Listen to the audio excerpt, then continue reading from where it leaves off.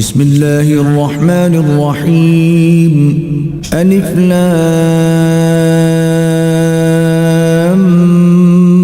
ميم.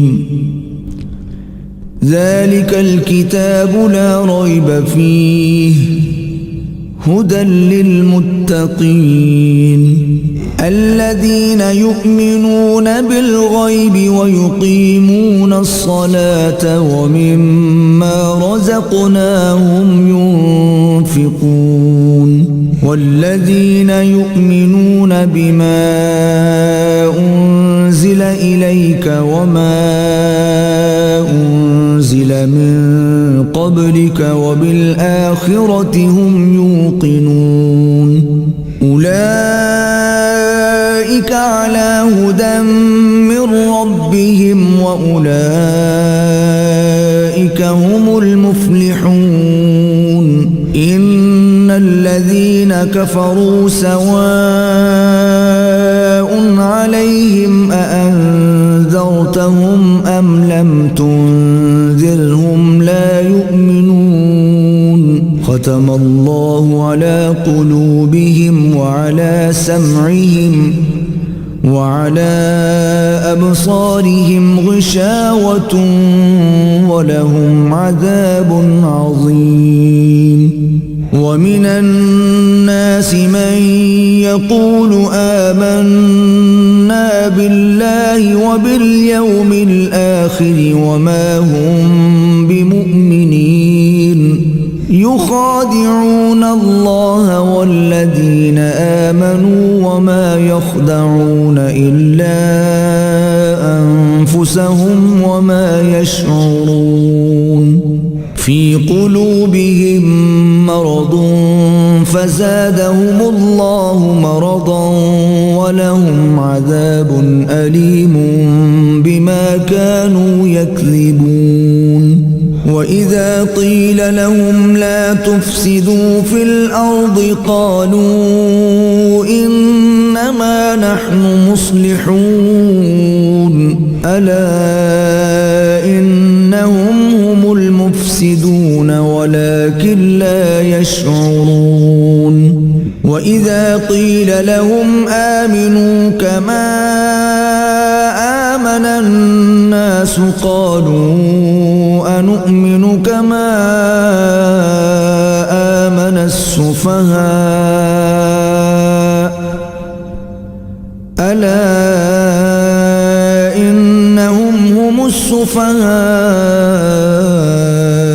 ولكن لا يعلمون وإذا لقوا الذين آمنوا قالوا آمنا وإذا خلوا إلى شياطينهم قالوا إنا معكم إنما نحن مستهزئون الله يستهزئ بهم ويمدهم في طغيانهم يعمهون أولئك الذين اشتروا الضلالة بالهدى فما ربحت تجارتهم وما كانوا مهتدين مثلهم كمثل الذي استوقد نارا فلما أضاءت ما حوله ذهب الله بنورهم وتركهم في ظلمات لا يبصرون صم بكم عمي فهم لا يرجعون أو كصيب من السماء فيه ظلمات ورعد وبرق يجعلون أصابعهم في آذانهم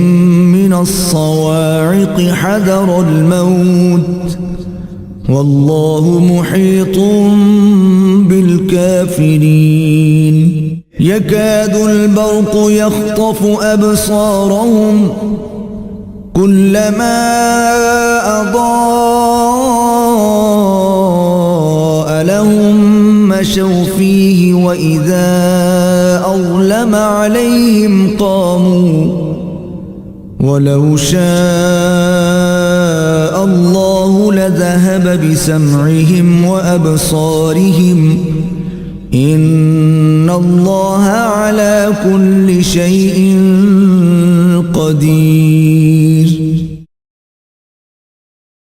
شروع اللہ کا نام لے کر جو بڑا مہربان نہایت رحم والا ہے. الف لام میم. یہ کتاب یعنی قرآن مجید، اس میں کچھ شک نہیں کہ اللہ کا کلام ہے. پرہیزگاروں کے لیے رہنما ہے جو غیب پر ایمان لاتے اور آداب کے ساتھ نماز پڑھتے اور جو کچھ ہم نے ان کو عطا فرمایا ہے اس میں سے خرچ کرتے ہیں. اور جو کتاب اے پیغمبر تم پر نازل ہوئی اور جو کتابیں تم سے پہلے پیغمبروں پر نازل ہوئیں سب پر ایمان لاتے اور آخرت کا یقین رکھتے ہیں.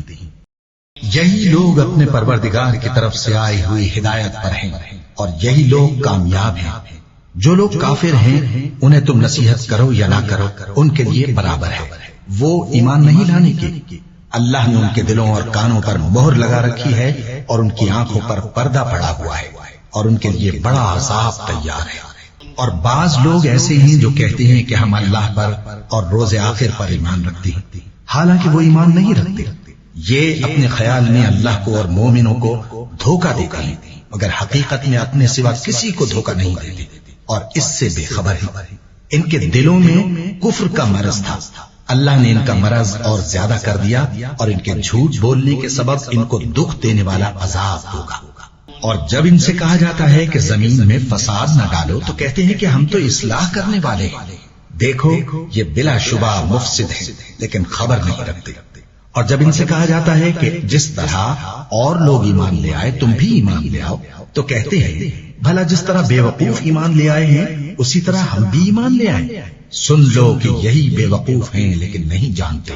اور یہ لوگ جب مومنوں سے ملتے ہیں تو کہتے ہیں کہ ہم ایمان لے آئے ہیں اور جب اپنے شیطانوں میں جاتے ہیں تو ان سے کہتے ہیں کہ ہم تمہارے ساتھ ہیں اور مسلمانوں سے تو ہم ہنسی کیا کرتے ہیں. ان منافقوں سے اللہ ہنسی کرتا ہے اور انہیں مہلت دیا جاتا ہے کہ شرارت و سرکشی میں پڑے بہک رہے ہیں. یہ وہ لوگ ہیں جنہوں نے ہدایت چھوڑ کر گمراہی خریدی تو نہ تو ان کی تجارت ہی نے کچھ نفع دیا اور نہ یہ ہدایت یاب ہی ہوئی. ان کی مثال اس شخص کی سی ہے جس نے شب تاریک میں آگ جلائی. جب آگ نے اس کے ارد گرد کی چیزیں روشن کی تو اللہ نے ان لوگوں کی روشنی زائل کر دی اور ان کو اندھیروں میں چھوڑ دیا کہ کچھ نہیں دیکھتے. یہ بہرے ہیں، گونگے ہیں، اندھے ہیں کہ کسی طرح سیدھے رستے کی طرف لوٹ ہی نہیں سکتے. یا ان کی مثال میں کسی ہے کہ آسمان سے برس رہا ہو اور اس میں اندھیرے پر اندھیرا چھا رہا ہو اور بادل گرج رہا ہو اور بجلی کوند رہی ہو تو یہ کڑک سے ڈر کر موت کے خوف سے کانوں میں انگلیاں دے لیں. اور اللہ کافروں کو ہر طرف سے گھیرے ہوئے ہے. قریب ہے کہ بجلی کی چمک ان کی آنکھوں کی بصارت کو اچک لے جائے.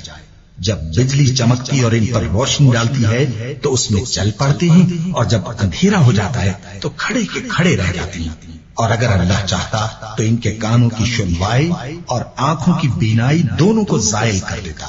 بلا شبہ اللہ ہر چیز پر قادر ہے.